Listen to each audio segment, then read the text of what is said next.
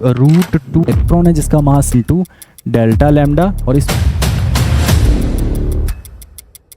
Hello students, तो कैसे आप सब लोग। लास्ट क्लास में हम लोगों ने डी ब्रोगली हाइपोथेसिस का जो कंसेप्चुअल अंडरस्टैंडिंग थी वो सीखी थी कि किसी भी मूविंग पार्टिकल के साथ एक वेव एसोसिएटेड होती है जिसकी वेवलेंथ को डी ब्रोगली वेवलेंथ और उस वेव को डी ब्रोगली वेव बोला जाता है।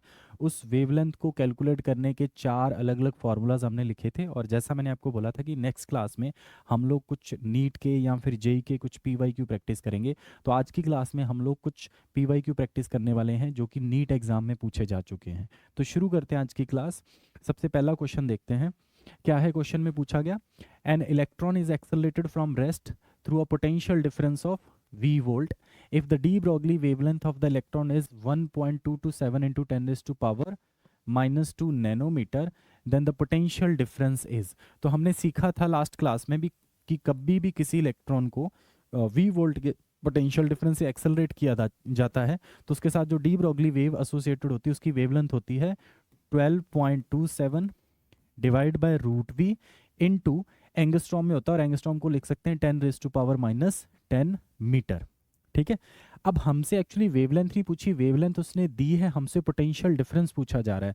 तो हम v वोल्ट को इधर ले आते हैं तो हमारे पास आ जाएगा v volt is equal to 12.27 into 10 raise to power -10 divide by जो वेवलेंथ है इधर डिनोमिनेटर में आएगी वो हमें गिवन है, that is 1.227 into 10 raise to power -2। ये नैनोमीटर में दे रखी है, इसको पहले मीटर में कन्वर्ट करने के लिए 10 रेज़ टू पावर -9 से मल्टीप्लाई कर लेंगे। ठीक है, और यहाँ पे एक डेसिमल प्लेस को इधर शिफ्ट कर देते तो ऊपर बचेगा 10 रेज़ टू पावर -9।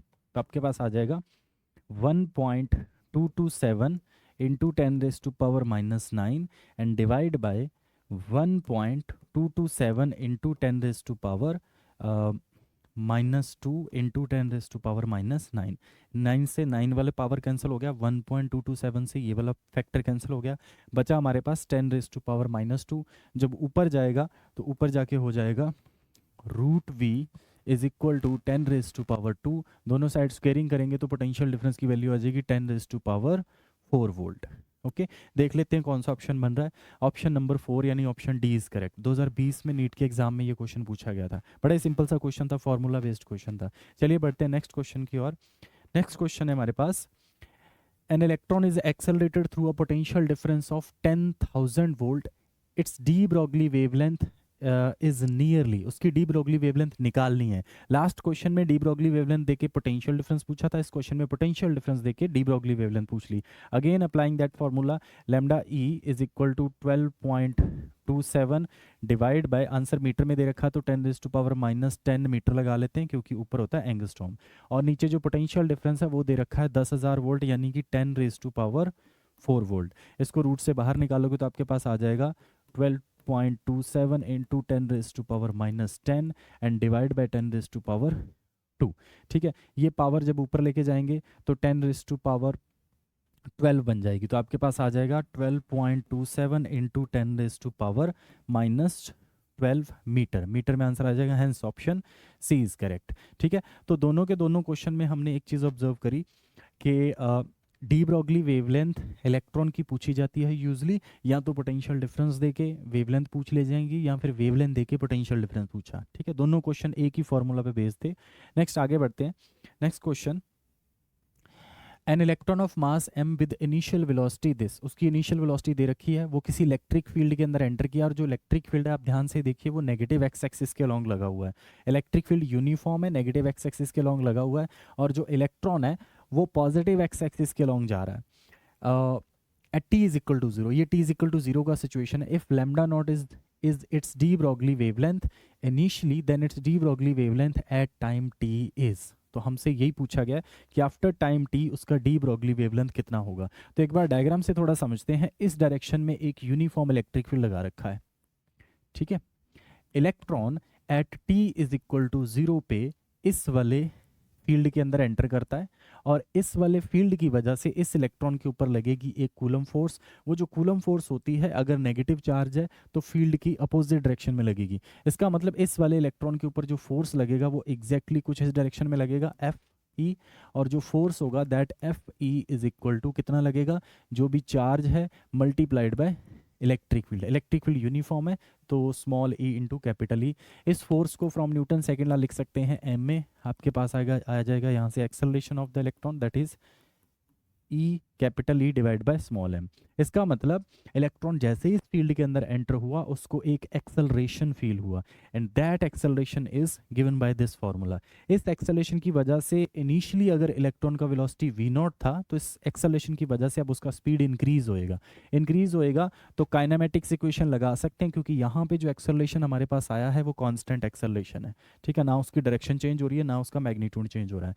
तो आफ्टर टाइम t वेलोसिटी निकालने के लिए हम लोग लिखेंगे v is equal to U plus A T वाला इक्वेशन लगा लेंगे, तो हमारे पास आ जाएगा आफ्टर टाइम t उसका जो वेलोसिटी होगा, इनिशियल वेलोसिटी उसका v नॉट दे रखा है, प्लस एक्सेलरेशन उसका दे रखा है हमें जो हमने अभी कैलकुलेट किया, that is small E capital E divide by M into T. तो आफ्टर टाइम t उसका वेलोसिटी आ गया। अब लिखते हैं आफ्टर टाइम t उसका वेवलेंथ, तो वेवलेंथ का वही formula lambda is equal to H by M B, वो फॉर्मूला अप्लाई करते हैं तो आपके पास आ जाएगा आफ्टर टाइम t उसकी जो वेवलेंथ हो जाएगी that is h divide bye after time t उसकी जो वेलोसिटी है इनटू मास इंटू वेलोसिटी करेंगे तो वेलोसिटी अभी हमने निकाली, that is v not plus small E capital E divide by m into T, ठीक है, ये उसका वेलोसिटी है।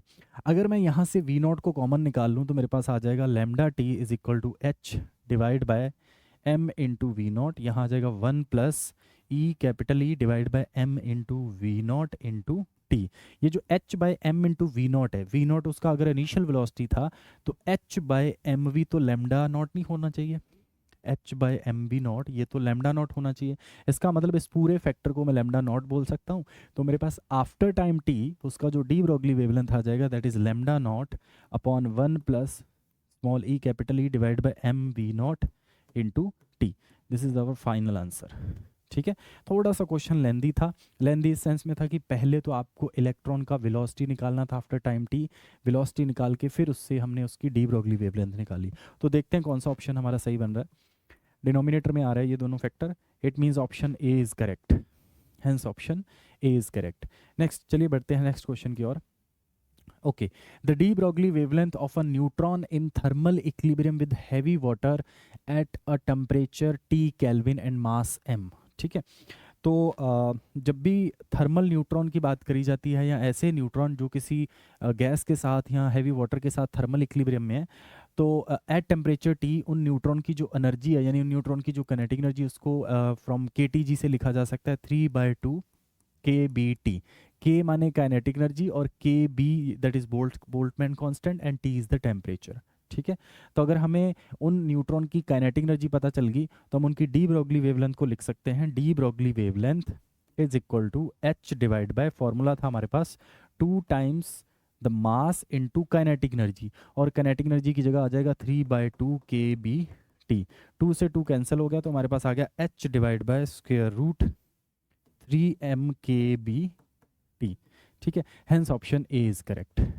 ओके, क्लियर है। चलिए नेक्स्ट क्वेश्चन की ओर बढ़ते हैं। नेक्स्ट क्वेश्चन है हमारे पास, an electron of mass m and a photon have same energy.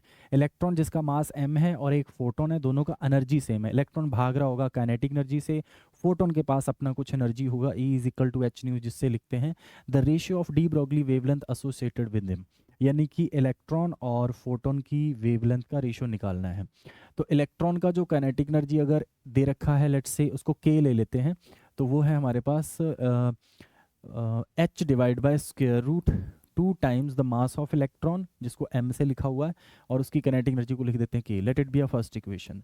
उसके बाद फोटोन की जो वेवलेंथ है उसको लिख लेते हैं lambda times lambda of photon is equal to h divide by momentum of photon. और मोमेंटम ऑफ फोटोन को हम थोड़ा ट्रांसफॉर्म करना चाहते हैं, किसी और फॉर्म में लिखना चाहते हैं। आप देखिए सभी के सभी ऑप्शन में फोटोन की एनर्जी और स्पीड ऑफ लाइट आ रही है, तो फोटोन का जो मोमेंटम p है उसको E/c लिखा जा सकता है। सो E/c, c यानी यहाँ आ जाएगा, तो आपके पास आ जाएगा lambda of photon is equal to hc/e। अब आपके पास दोनों की वेवलेंथ आ गई, अगला काम बस ये है कि दोनों का रेशियो लेना है। सेकंड इक्वेशन, अब दोनों का रेशियो लेते हैं। जैसे हम रेशियो लेते हैं तो देखते हैं क्या एक्सप्रेशन बन रहा है हमारे पास, इधर कर देते हैं। Lambda for electron divide by lambda for photon is equal to आपके पास आ जाएगा h divide by square root 2mk and divide by hc divide by e। ये जो e है ये न्यूमरेटर में चला जाएगा, h से h कैंसिल हो जाएगा, तो आपके पास आ जाएगा यहाँ से e divide by c into square root 2mk। इसको कुछ इस तरीके से लिखा जा सकता है, ठीक है, क्लियर है। अब ये हमारे पास रेशियो आया है इलेक्ट्रॉन अपॉन फोटोन का, और यही एक्चुअली उसने पूछ रखा है कि इलेक्ट्रॉन की जो वेवलेंथ है और फोटोन की जो वेवलेंथ है उनका रेशियो बताइए क्या है, वही हमने यहाँ पे फिगर आउट किया है, ठीक है। अब एक चीज़ और सुनिए यहाँ पे ध्यान से, उसने ये भी बोल रखा है कि जो इलेक्ट्रॉन है जिसका मास m है और फोटोन के बारे में कुछ नहीं बोल रखा, लेकिन दोनों की एनर्जी जो है वो E है। इसका मतलब के ई के ही बराबर हो गया है ना, इट मीन्स के ई के बराबर हो गया। तो नेक्स्ट वाले स्टेप में इस चीज़ को पुट कर देते हैं जो वो बोल रहा है, तो हमारे पास आ जाएगा lambda for electron divide by lambda for photon is equal to 1 by c. यहाँ पे हमारे पास E और यहाँ पे है स्क्वेयर रूट 2mk। अब यहाँ पे k की जगह E सब्स्टिट्यूट कर देना है हमें, तो आपके पास आ जाएगा E divide by C square root 2me, ठीक है। यहाँ पे रूट E है, ऊपर सिर्फ E है, तो दोनों को रूट को अरेंज करके हम इसके ऊपर भी रूट लिख लेंगे, तो आपके पास आ जाएगा 1 by C square root E divide by 2m, that's it. यहाँ पे आ जाएगा lambda for electron and lambda for photon. ये हमारे पास फाइनल ऑप्शन है, देखते हैं कौन सा ऑप्शन बन रहा है, 1 बाय सी और जिसमें E बाय 2m का रूट हो। Option C is the correct answer, ठीक है, option C is the correct answer. चलिए नेक्स्ट क्वेश्चन देखते हैं। नेक्स्ट क्वेश्चन देखिए, इस क्वेश्चन में क्या बोल रखा है, लाइट ऑफ वेवलेंथ, जिसकी वेवलेंथ दे रखी है, is incident on a metal with the work function 2.28 electron volt, the de Broglie wavelength of the emitted electron। ये क्वेश्चन एक्चुअली कहीं ना कहीं आधा पार्शली फोटोइलेक्ट्रिक इफेक्ट से है and partially D Broglie wavelength से है। तो उसने ये पूछा है कि जो भी एमिटेड इलेक्ट्रॉन होंगे उनका डी ब्रॉगली वेवलेंथ कितना होगा। तो इन जनरल फोटोइलेक्ट्रिक इफेक्ट में आपने पढ़ा होगा कि कुछ इसी तरीके से होता है, एक फोटोन आता है जिसकी कुछ फ्रिक्वेंसी होती है, जिस वो फ्रिक्वेंसी थ्रेशोल्ड फ्रिक्वेंसी से ज़्यादा होनी चाहिए, वो फ्रिक्वेंसी का फोटोन जब मेटल सरफेस के ऊपर आके गिरता है वहाँ से इलेक्ट्रॉन निकलता है, और वो जो इलेक्ट्रॉन है उसके पास एक काइनेटिक एनर्जी होती है, उस काइनेटिक एनर्जी के साथ वो भागता है। जब काइनेटिक एनर्जी, तो ऑफ कोर्स भागते हुए इलेक्ट्रॉन के साथ एक डी ब्रॉगली वेव एसोसिएटेड होगी, उसी की वेवलेंथ के बारे में ये सवाल किया गया है। तो जब फोटोइलेक्ट्रिक इफेक्ट के अंदर हम आइंस्टाइन का फोटोइलेक्ट्रिक इक्वेशन लिखते हैं तो वहाँ पे हम लिखते हैं जो भी इलेक्ट्रॉन निकलेंगे उनका जो के मैक्स होगा, यानी मैक्सिमम काइनेटिक एनर्जी जो होगा, that is H new minus work function, ठीक है। यहाँ से के मैक्स निकाला जा सकता है। के मैक्स निकालने के लिए अब new is the frequency of the incident photon, incident photon का फ्रिक्वेंसी तो नहीं दिया लेकिन उसका वेवलेंथ दिया है, तो हम इसको लिख लेंगे H C by lambda minus phi naught as actually work function, तो वो वर्क फंक्शन हमें गिवन है, ठीक है। यहाँ से हम के मैक्स निकाल लेंगे, ठीक है, और यहाँ से जो के मैक्स का वैल्यू आएगा उस के मैक्स की वैल्यू को डी ब्रॉगली वेवलेंथ वाले फॉर्मूले के अंदर यूज कर लेंगे। डी ब्रॉगली वेवलेंथ का फॉर्मूला क्या होता है, H divide by square root 2 times the mass of electron into K max. जब काइनेटिक एनर्जी का मैक्सिमम वैल्यू होगा तो लैम्डा का वैल्यू मिनिमम होगा। इसका मतलब जो भी वेवलेंथ एमिटेड इलेक्ट्रॉन की आएगी वो या तो उसका मिनिमम वैल्यू इतना होगा, अदरवाइज इससे ज़्यादा होगी। तो इन जनरल हमारे पास जो आंसर आएगा that is greater than equal to H divide by square root 2me K max, ठीक है। अब यहाँ पे हो सकता है कि आप h का वैल्यू पुट करें, c का वैल्यू पुट करें, फिर लैम्डा का वैल्यू पुट करें।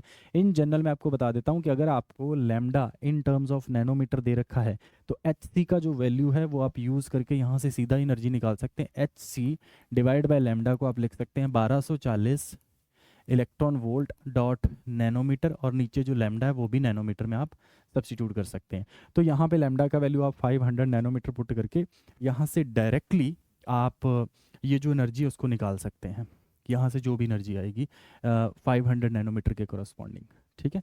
उस एनर्जी को यहाँ पे पुट करके उसमें से वर्क फंक्शन को सब्ट्रैक्ट करके आप के मैक्स निकालेंगे। के मैक्स के वैल्यू को यहाँ पे सब्स्टिट्यूट करके आप जो भी फोटोन होगा या जो भी इलेक्ट्रॉन निकलेंगे उनका डी ब्रॉगली वेवलेंथ कैलकुलेट कर सकते हैं। तो इसका जो करेक्ट ऑप्शन आएगा अप्रॉक्सीमेट, जब आप के मैक्स का वैल्यू यहाँ सब्स्टिट्यूट करेंगे तो option A is the correct one, ठीक है, क्लियर है।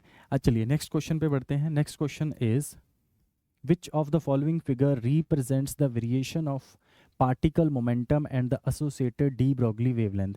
ये क्वेश्चन हमने लास्ट क्लास में भी सॉल्व किया था।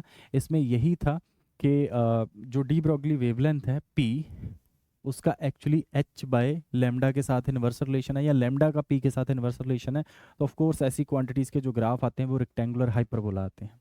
ठीक है, बड़ा सिंपल सा क्वेश्चन है, graphical question. Okay, next next बढ़ते हैं नेक्स्ट क्वेश्चन की ओर। इस क्वेश्चन को देखते हैं क्या कह रहे हैं। If the kinetic energy of the particle is increase to 16 times its previous value, the percentage change in the de Broglie wavelength of the particle is. तो इनिशियली मान लेते हैं कि उसकी डी ब्रॉगली वेवलेंथ है लैम्डा, जब उसकी kinetic energy है लेट्स से के 2m के। ये हो गई फर्स्ट सिचुएशन। ठीक है, अब नेक्स्ट कह रहा है कि उसकी काइनेटिक एनर्जी को 16 टाइम बढ़ा दिया, 16 टाइम उसकी काइनेटिक एनर्जी को इंक्रीज कर दिया। जब उसकी काइनेटिक एनर्जी को इंक्रीज करेंगे तो उसकी डी ब्रोगली वेवलेंथ भी इंक्रीज होएगी। कितनी हो जाएगी, लेट्स से लैम्डा डैश क्या हो जाएगी, h divide by square root 2m into K की जगह कर देना है 16k। इसका मतलब यहाँ हो जाएगा 16 टाइम्स k। 16 को रूट से बाहर निकालोगे तो आपके पास आ जाएगा h divide by 4 into square root 2m into K. ये जो h बाय रूट 2m के है ये तो पुरानी वाली वेवलेंथ है। इट मीन्स कि काइनेटिक एनर्जी को 16 टाइम बढ़ाने से वेवलेंथ 4 टाइम डिक्रीज हो गई है। कुछ ऐसा सही आ रहा है। काइनेटिक एनर्जी को 16 टाइम इंक्रीज करने से वेवलेंथ जो है 1/4 टाइम हो गई है, यानी 4 गुना घट गई है। तो वेवलेंथ के अंदर चेंज पता चल गया कितने का आया, हमसे पूछा गया है परसेंटेज चेंज।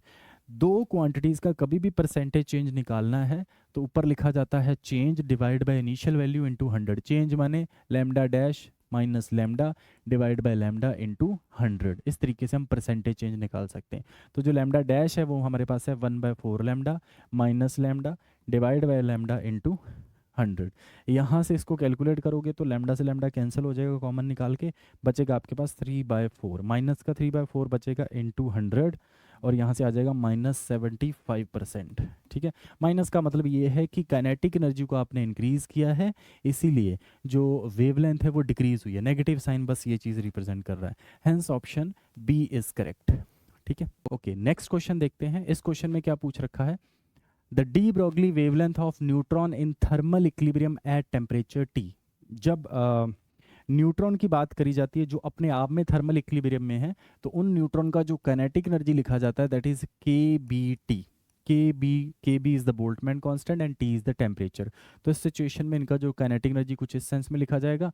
इनके साथ जो डी ब्रॉगली वेवलेंथ एसोसिएटेड होगी, wavelength associated with the neutron that is equal to h divide by square root 2m। यहाँ आता है काइनेटिक एनर्जी और काइनेटिक एनर्जी की जगह आ जाएगा 2kBT।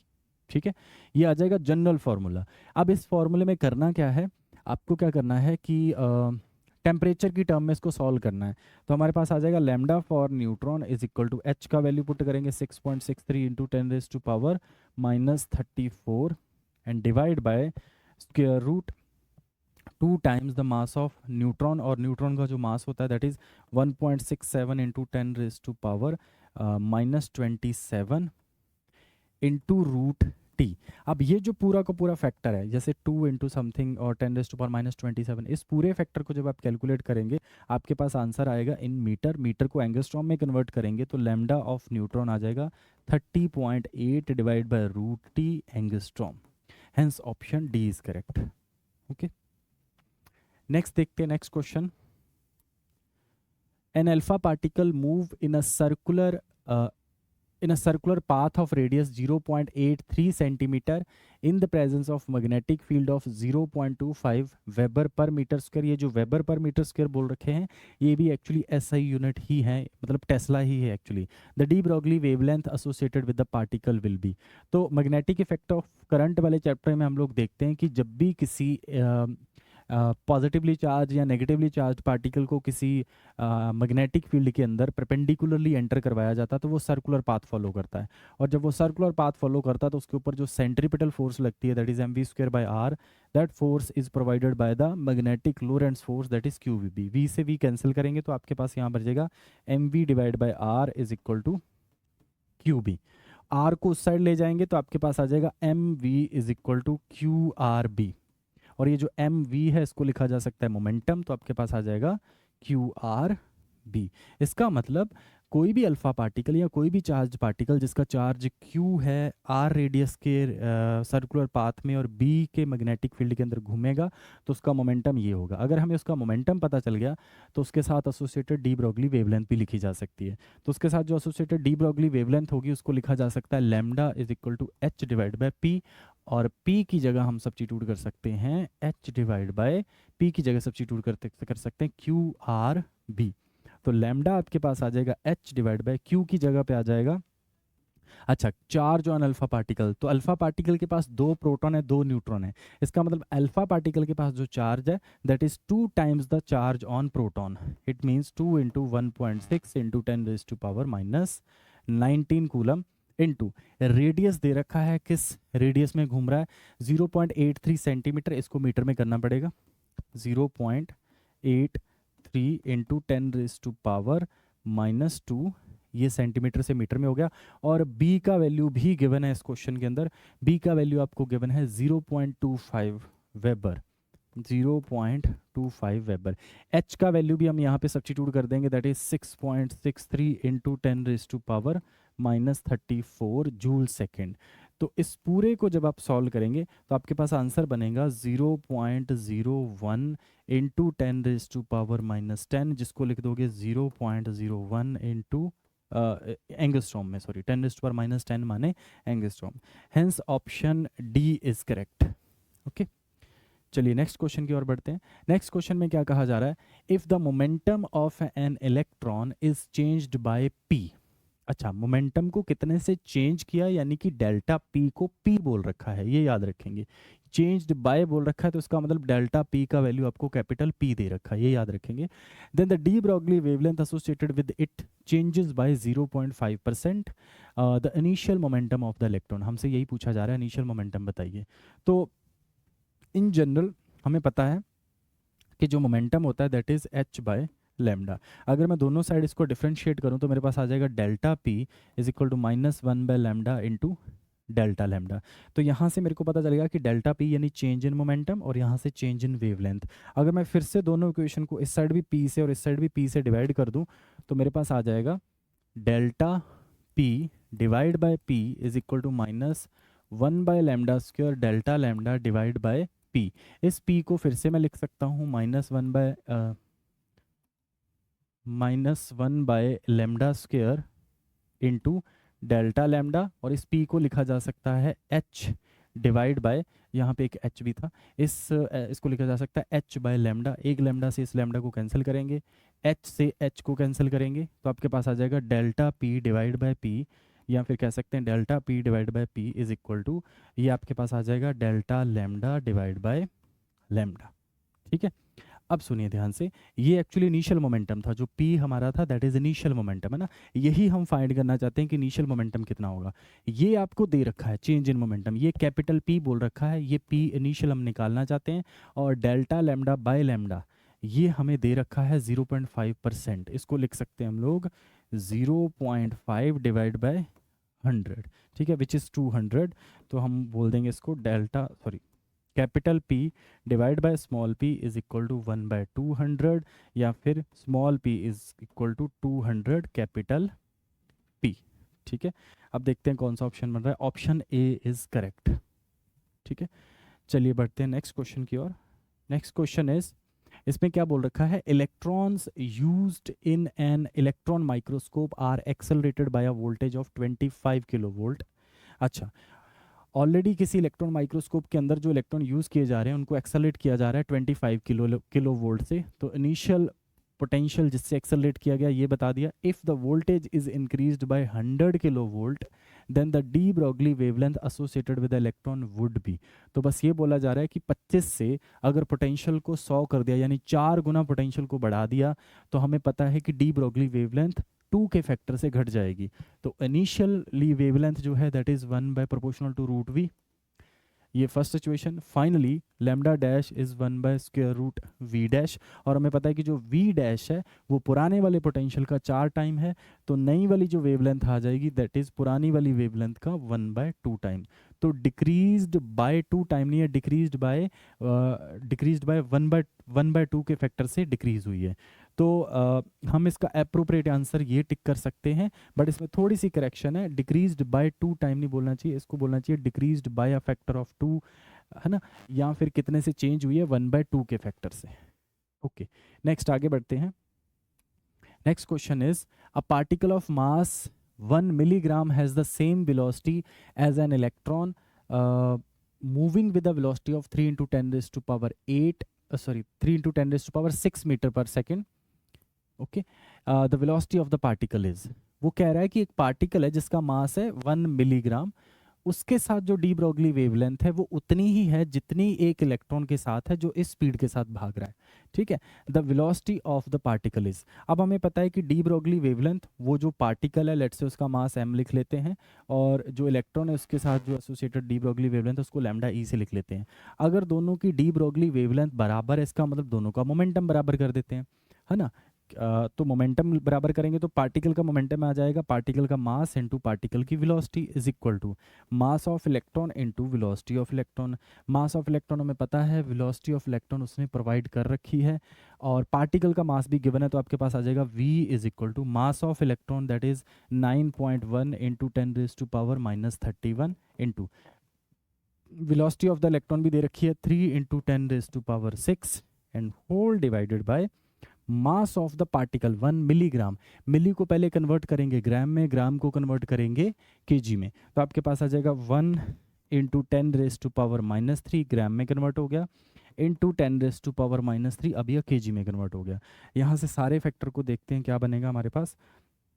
ऊपर जो फैक्टर बनेगा वो कुछ 2.7 के राउंड बन जाएगा, अगर इसको अप्रॉक्सीमेटली 9 कंसीडर कर लिया जाए तो आपके पास आ जाएगा ऊपर वाला फैक्टर 2.7।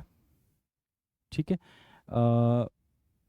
सॉरी 27 के राउंड आ जाएगा ऊपर वाला factor, 27 into 10 raise to power, अब पावर अरेंज करते हैं, यहाँ पे 10 की पावर -6, ऊपर है 31, तो 10 की पावर बचेगी हमारे पास 25, 10 रेज टू पावर -6, यहाँ से पावर ख़त्म करेंगे तो हमारे पास बचेगा 31। अगर इस वाली 6 को इसके साथ अरेंज करेंगे तो आपके पास आ जाएगा 10 रेज टू पावर 25, यहाँ पे आ जाएगा -25 डिवाइड बाय नीचे 10 की पावर -6 और है, ये पावर और कम करेंगे, इसके साथ कैंसिल आउट करेंगे तो 6 पावर इसकी और कम कर देंगे तो 10 रेज टू पावर -19, तो आपके पास जो आएगा that is 27 into 10 raise to power -19, या फिर इसको लिखा जा सकता है 2.7 इंटू 10 रेज टू पावर -18, और वेलोसिटी पूछी थी तो यूनिट आ जाएंगे मीटर पर सेकेंड। ठीक है, hence option C is the correct one. Okay, next आगे बढ़ते हैं। नेक्स्ट क्वेश्चन देखिए, if particle are moving with same velocity then which has the maximum de Broglie wavelength. मतलब ये कुछ सेट ऑफ पार्टिकल दे रखे हैं, सारे के सारे सेम वेलोसिटी के साथ भाग रहे हैं, तो हमें बताना है कि डी ब्रोगली वेवलेंथ किसकी ज़्यादा होगी। तो we know that de Broglie wavelength is equal to h/mv। अब क्योंकि सारे के सारे पार्टिकल का वेलोसिटी सेम है, तो जो डी ब्रोगली वेवलेंथ है that is inversely related with mass of the particle. तो जिसका मास ज़्यादा होगा उसकी डी ब्रोगली वेवलेंथ कम होगी, जिसका मास सबसे कम होगा उसके साथ जो डी ब्रोगली वेवलेंथ होगी उसकी वेवलेंथ सबसे ज़्यादा होगी। तो इनमें प्रोटॉन, न्यूट्रॉन और अल्फा पार्टिकल सबसे ज़्यादा हैवी है, उसके बाद न्यूट्रॉन, उसके बाद प्रोटॉन, और सबसे लाइटर पार्टिकल है बीटा पार्टिकल माने इलेक्ट्रॉन या फिर पॉजिट्रॉन। तो क्योंकि इलेक्ट्रॉन और पॉजिट्रॉन का मास सबसे कम है तो उनके साथ जो एसोसिएटेड डी ब्रोगली वेवलेंथ होगी वो सबसे ज़्यादा होगी, hence option D is correct. Okay, चलिए नेक्स्ट क्वेश्चन क्या है, which one among the following shows particle nature of the light. तो particle nature of the light या रेडिएशन का जो वेव पार्टिकल नेचर है वो कौन सा इफेक्ट है जो शो करता है, that is photo electric effect, जो कि आइंस्टाइन के द्वारा एक्सप्लेन किया गया था। ठीक है, बाकी इंटरफेरेंस, पोलराइजेशन और रिफ्रैक्शन ये सारे के सारे वेव नेचर से एक्सप्लेन किए जाते हैं। Okay, next, when a proton is accelerated through 1 volt, एक प्रोटॉन है जिसको 1 वोल्ट से एक्सेलरेट किया, देन इट्स काइनेटिक एनर्जी। ये क्वेश्चन हमने लास्ट क्लास में भी डिस्कस किया था। मैंने आपको बताया था कि जब किसी v वोल्ट के पोटेंशियल डिफरेंस में q चार्ज को रखते हो तो उसके पास जो वर्क डन होता है उसके ऊपर that is q into V, जिसकी वजह से उसके पास जो काइनेटिक एनर्जी आ जाती है that is q into V. अगर हम प्रोटॉन की बात करें तो प्रोटॉन के पास जो चार्ज है that is equal to the charge of electron यानी कि E है, और उसको v वोल्ट के पोटेंशियल डिफरेंस यानी कि 1 वोल्ट के पोटेंशियल डिफरेंस एक्सेलरेट करोगे तो उसके पास जो काइनेटिक एनर्जी आएगी that is 1 electron volt, hence option A is correct one. ठीक है, चलिए नेक्स्ट क्वेश्चन देखते हैं। नेक्स्ट क्वेश्चन में क्या है, the kinetic energy of electron which is accelerated in the potential difference of 100 volt. ठीक है, इसमें बस काइनेटिक एनर्जी पूछी है, तो काइनेटिक एनर्जी फिर से काइनेटिक एनर्जी इलेक्ट्रॉन की पूछी है, तो हमें पता है क्या हो जाएगी, क्यू यानी charge of electron into potential difference, और पोटेंशियल डिफरेंस कितने का है, 100 वोल्ट का है। तो इसको लिख लेते हैं, आपके पास आ जाएगा 100 इंटू इलेक्ट्रॉन वोल्ट, यानी kinetic energy in terms of electron volt आ गई। लेकिन कोई भी ऑप्शन ऐसा नहीं है जो इलेक्ट्रॉन वोल्ट में है, तो हमें पता है कि 1 electron volt is equal to 1.6 into 10⁻⁻19 joule. तो जो ऑप्शन जूल में दे रखे हैं उनके साथ वेरीफाई करके देखते हैं, हमारे पास आ जाएगा 100 इंटू 1.6 इंटू 10⁻⁻19 जूल। ठीक है, ये जो 10 की पावर 2 है इसको 19 के साथ अरेंज करोगे तो आपके पास आ जाएगा 1.6 into 10⁻⁻17 joule. Option C is correct, approx. ठीक है, नेक्स्ट क्वेश्चन देखते हैं। An electron beam has a kinetic energy equal to 100 electron volt, find its wavelength associated with the beam. Mass दे रखा है, सब कुछ दे रखा है, मतलब काइनेटिक एनर्जी अगर 100 इलेक्ट्रॉन वोल्ट है, इसका मतलब ये हुआ कि इस बीम ऑफ इलेक्ट्रॉन को 100 वोल्ट के पोटेंशियल डिफरेंस से एक्सेलरेट किया गया होगा। तो इसका मतलब जिस पोटेंशियल डिफरेंस से एक्सेलरेट किया वो दे दिया 100 वोल्ट।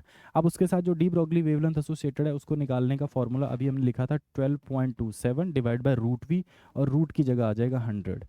100 को रूट से बाहर निकालोगे तो आंसर आ जाएगा 10। 12.27 divide by 10 that is 1.227 angstrom. Answer angstrom में ही दे रखा है। The most appropriate option is option C 1.227। ठीक है, ओके। नेक्स्ट क्वेश्चन देखिए, an electron of mass m and charge E is accelerated from rest through a potential difference V in vacuum. Its final velocity is। एक electron जिसका mass m है उसको v volt के potential difference से accelerate किया, तो हमें पता है कि उसके पास जो काइनेटिक एनर्जी आती है that is E into V. ठीक है, अब पूछिए उसकी वेलोसिटी, तो वेलोसिटी के बारे में क्या लिख सकते हैं, velocity is half m V square is equal to E into V. इस 2 को इधर ले जाइए तो आपके पास आ जाएगा m into V square is equal to 2ev। Mass को भी नीचे ले आइए तो आपके पास आ जाएगा V square is equal to 2ev divide by m, और v is equal to square root 2ev divide by m। The most appropriate option is option ए।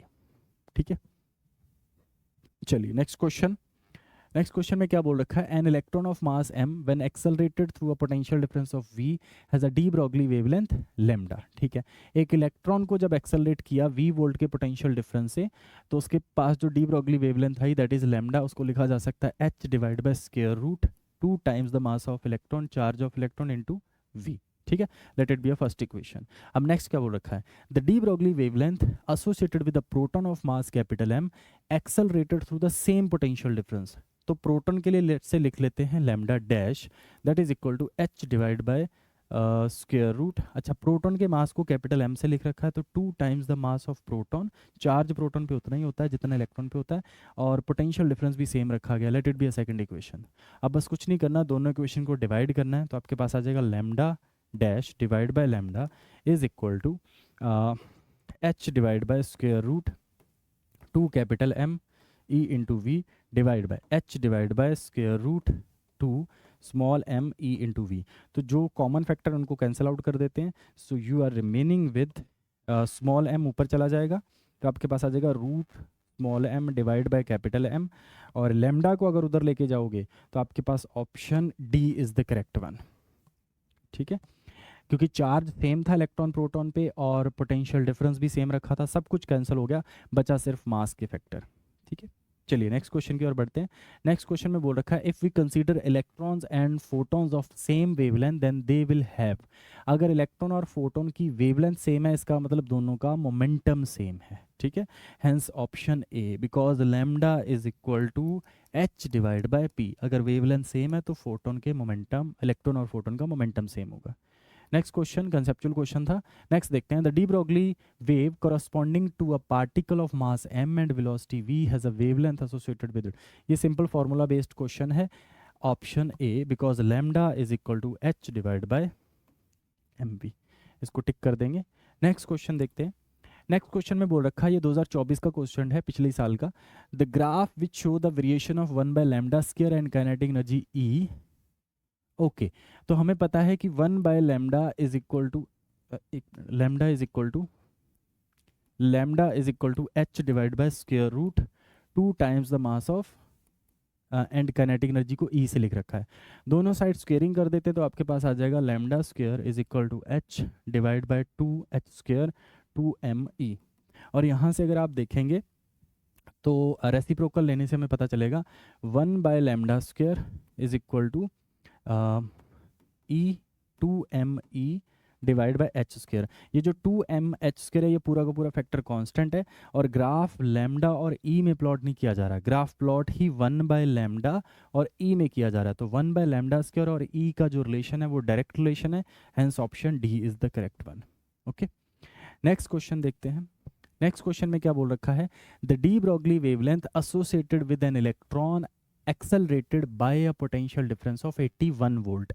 तो इन जनरल फिर से पोटेंशियल वाला क्वेश्चन है, लैम्डा एसोसिएटेड, लैम्डा यानी कि wavelength associated with electron is 12.27 divide bye potential difference की जगह दे रखा है 81 वोल्ट। 81 को रूट से बाहर निकालो, आंसर एंगस्ट्रॉम में आएगा। आप इसको बाहर निकालोगे तो आपके पास आ जाएगा 12.27 डिवाइड बाय 81 का रूट आ जाएगा 9 इंटू एंगस्ट्रॉम। एंड इसको जब आप करोगे आपके पास आ जाएगा कुछ 1.36 इंटू और एंगस्ट्रॉम को लिख लोगे 10 की पावर -10, ठीक है। एंड एक पावर अगर इधर अरेंज करोगे क्योंकि सारे के सारे आंसर जो हैं वो नैनोमीटर में है तो आपके पास आ जाएगा 0.136 इंटू 10⁻⁹ मीटर और 10⁻⁹ मीटर को लिख दोगे नैनोमीटर। 1.36 इंटू 10 नैनोमीटर में आंसर लिख दोगे इसका, ठीक है। Hence option D is correct. Okay next question, इसमें क्या बोल रखा है, फिर से क्वेश्चन रिपीट हो गया ये। The graph which shows the variation of D Broglie wavelength lambda for a particle and associated with momentum, option T, क्योंकि दोनों के बीच में जो रिलेशन होता है दैट इज इनवर्स रिलेशन, उसने लैम्डा और पी के बीच का रिलेशन पूछा है। नेक्स्ट क्वेश्चन में बोल रखा है an electromagnetic wave of wavelength lambda is incident on a photosensitive surface of negligible work function if m is the mass is of photoelectron emitted from the surface, the de Broglie wavelength lambda d। ठीक है, तो जो light उसके ऊपर photosensitive plate के ऊपर incident कर रही है उसकी वेवलेंथ दे रखी है, वर्क फंक्शन नहीं दे रखा।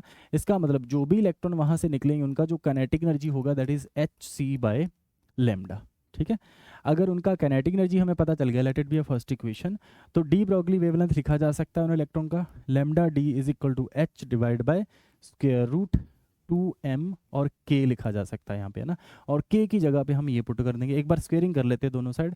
लैम्डा डी का square is equal to h का स्क्वायर 2m और यहाँ पे आ जाएगा k मैक्स और k मैक्स की वैल्यू सब्स्टिट्यूट कर देते हैं hc/λ। लैम्डा ऊपर चला जाएगा, so you are remaining with lambda D का square is equal to h square lambda divide by 2mh C. एक h से एक h को भी कैंसिल करेंगे तो जो आंसर दे रखे हैं उनमें लैम्डा एक साइड रखा हुआ है, हम लैम्डा को एक साइड रखते हैं। लैम्डा इज इक्वल टू आपके पास आ जाएगा 2mc divide by h into lambda D का स्क्वायर, सॉरी h यहाँ आएगा।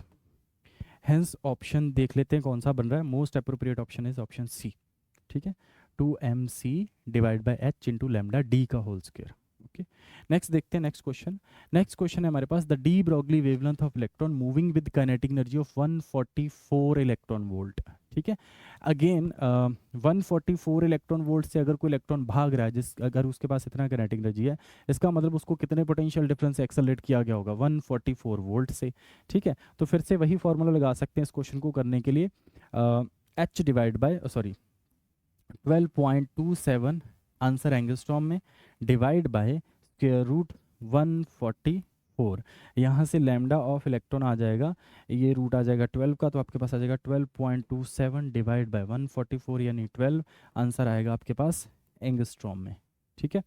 इसको अगर मीटर में बदलना चाहेंगे तो आप लिख सकते हैं इसको lambda of electron is equal to 1.02 into 10⁻⁻10 into 10⁻⁻10 के अप्रॉक्स ये आंसर बनेगा, ठीक है, क्योंकि नीचे है 12। ओके इसको अगर आप कन्वर्ट करना चाहते हैं नैनोमीटर में तो आपको क्या करना पड़ेगा, इस वाले फैक्टर में 1.02 इंटू 10⁻⁻1 इंटू 10⁻⁻9। ठीक है। अब इस इक्वेशन को अगर मैं 102 बना लूँ तो 102 बन जाएगा 10⁻2 से मल्टीप्लाई और 10⁻2 से डिवाइड। तो ये बन जाएगा 10⁻−3 इंटू 10⁻−9। ये 10⁻9 को लिख देंगे हम लोग नैनोमीटर, तो आपके पास आ जाएगा 102 into 10⁻³ nanometre. Hence option B is the correct one. ठीक है, ओके। तो ये कुछ 27 से 28 क्वेश्चन थे जो अभी तक के नीट के एग्ज़ाम में पूछे जा चुके हैं। इन क्वेश्चंस के सोल्यूशन हमने किए और आपने एक चीज़ ऑब्जर्व करी होगी कि जो भी क्वेश्चन पूछे गए वो डायरेक्टली फार्मूला बेस्ड क्वेश्चन पूछे गए। कुछ अप्लाइड कॉन्सेप्ट या मल्टीपल कॉन्सेप्ट के क्वेश्चन 1 से 2 ही मिले हैं। एक क्वेश्चन हमें वो दिखा जिसमें काइनेमेटिक्स इक्वेशन हमने यूज़ करी, और एक क्वेश्चन ये हमने अभी किया है जिसमें फोटो इलेक्ट्रिक इफेक्ट यूज़ हुआ है कि पहले फोटो इलेक्ट्रिक इफेक्ट वाला कॉन्सेप्ट पता होना चाहिए, फिर ही आप इस क्वेश्चन को कर सकते हैं। अदरवाइज बाकी के जितने भी क्वेश्चन हमने किए सारे के सारे फॉर्मूला बेस्ड सिंपल क्वेश्चन थे। ठीक है, नेक्स्ट वाली क्लास में हम लोग जेई के कुछ पीवाई को डिस्कस करेंगे जो कि एग्जैक्टली इसी कॉन्सेप्ट के ऊपर बेस्ड होंगे, डी ब्रोगली हाइपोथेसिस पे। Okay, thank you so much.